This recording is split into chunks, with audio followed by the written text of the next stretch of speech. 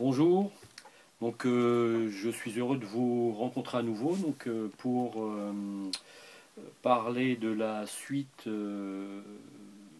du sujet qui concerne le management de l'environnement, conformément à la norme ISO 14001. Donc sur la première partie, nous avons parlé de la politique, de la définition des aspects environnementaux qui ont un impact significatif, des exigences réglementaires et du programme d'action. Donc une fois qu'on a établi et fait ce premier bilan, cette évaluation environnementale, cette analyse environnementale, donc on peut effectivement, ce que l'on dit, donc déployer le système.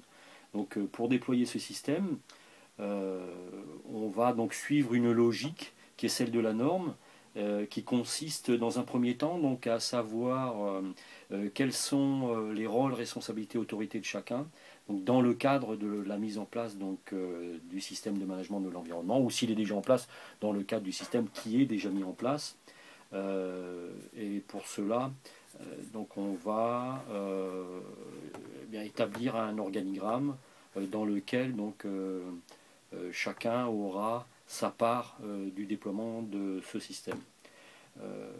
Ça, c'est le premier point. Donc le deuxième point, c'est de vérifier que l'ensemble des personnes qui sont associées à un impact environnemental sont bien formées, qu'ils ont bien la maîtrise et qu'ils peuvent éventuellement mesurer ce niveau d'impact pour éviter justement qu'il s'amplifie, et plutôt pour pouvoir éventuellement améliorer la situation quand c'est possible.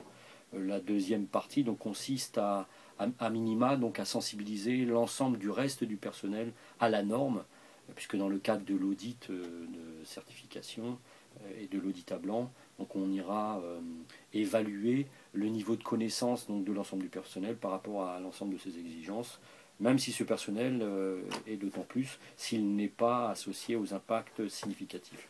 Donc dans le cadre général, on doit avoir une connaissance de la norme succincte, mais suffisante, correspondante bien évidemment à l'activité.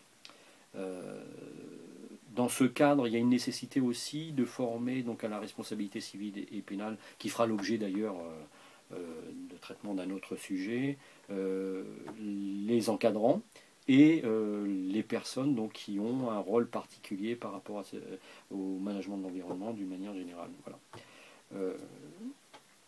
L'autre chose, c'est d'établir un système de communication interne ou externe, mais ça, c'est pas une exigence de la norme, la communication externe. L'exigence, c'est quand même la communication interne.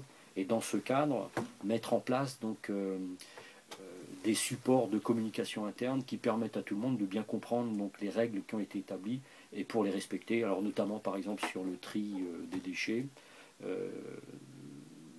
et sur la politique elle-même, et que l'on puisse accéder à cette politique lorsque l'on fait un audit, interne ou externe d'ailleurs, et que les engagements qui sont pris par la direction dans cette politique sont bien déployés. Donc c'est la partie mise en œuvre que nous sommes en train de traiter du système. Ne pas oublier aussi, dans le cadre de la communication, de mettre en place ce qui concerne la situation d'urgence et la capacité à réagir, et notamment la communication de crise par une organisation que l'on déploiera ensuite sous forme de tests. Voilà, donc ça c'est pour la partie com. Si on veut communiquer en externe, il n'y a pas d'obligation et d'exigence de la norme sur ce point. Ceci étant, on peut tout à fait introduire dans sa communication, par exemple commerciale, le fait que l'entreprise respecte les thématiques liées à l'environnement, que sont l'eau, l'air, le bruit, les déchets, les installations classées, si elle en est, les produits chimiques et antiparasitaires et la protection de la nature. Après avoir mis en place cette communication, il y a à déterminer, à définir la structure et l'organisation de son système documentaire, avec pour objectif de bien maîtriser l'évolution de ce système documentaire, d'essayer dès le début de la démarche de le rendre le plus simple possible, lisible et accessible à l'ensemble des personnes qui seront susceptibles, et l'ensemble du personnel susceptible de pouvoir s'y référer, et surtout de prévoir un système d'archivage qui permet de faire l'étude de l'ensemble de ce qui s'est passé, donc de la décision de mise en place du système jusqu'à la date actuelle où on se trouvera à ce moment-là. Sans oublier les sauvegardes, bien évidemment, donc, ce qui évite après les problèmes de reprise et de temps passé qui ne sont pas nécessaires. La difficulté, donc, dans un premier temps, c'est de vouloir tout mettre dans son système de management et en même temps d'avoir des supports formalisés qui soient réellement d'un premier coup adaptés et qui soient beaucoup trop complexes et détaillés. Voilà. Donc, mais le déploiement et la vie du système fera qu'au fur et à mesure, normalement et logiquement, donc, la partie documentaire doit se simplifier. Donc, dans la mesure aussi où les activités, le produit et le service donc, ne changent pas, bien évidemment. Ensuite, donc on parle de la maîtrise opérationnelle. Donc, c'est en fait tout ce qui concerne la partie opérationnelle du système de management et de son déploiement qui va pouvoir être évalué donc, sur le terrain, notamment par exemple à travers le tri qui aura été mis en place sur des filières dédiées, si on génère des déchets, notamment sur toute la gestion des consommations. Par exemple, encore, alors donc on peut parler, quand on parle de consommation, on parle de mesure et d'indication de la mesure et de maîtrise justement de ces consommations. Ça peut être aussi sur l'eau, ça peut être sur la matière première consommée, ça peut être sur tous les sujets qui vont engendrer, générer à un moment donné donc, un impact sur l'environnement et qui auront été préalablement identifiés dans le cadre de l'analyse environnementale ou de la revue environnementale, bien sûr. Il y a ensuite donc la prise en compte donc, en situation normale ou anormale de fonctionnement donc, de ces installations qui aura pour objet donc, de mettre en place des systèmes de gestion donc, de la situation d'urgence et de la capacité à réagir.